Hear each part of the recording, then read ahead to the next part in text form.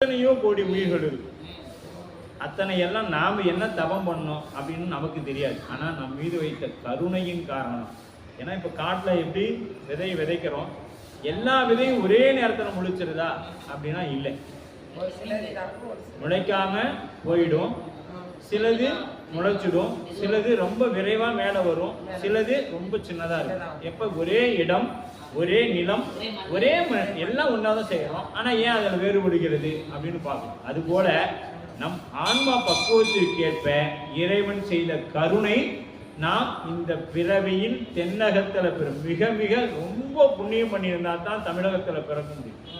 தமிழ்நாட்டில் பிறக்கணும் அப்படின்னா இங்க மாதிரி உலகத்தில் வேற எங்கேயும் சிவலிங்கம் இல்லை. இன்னைக்கு வரையும் எங்க தோணாலும் நடராச பெருமானும் சிவலிங்கமும் மண்ணிலிருந்து வந்துகிட்டே தான் இருக்கு.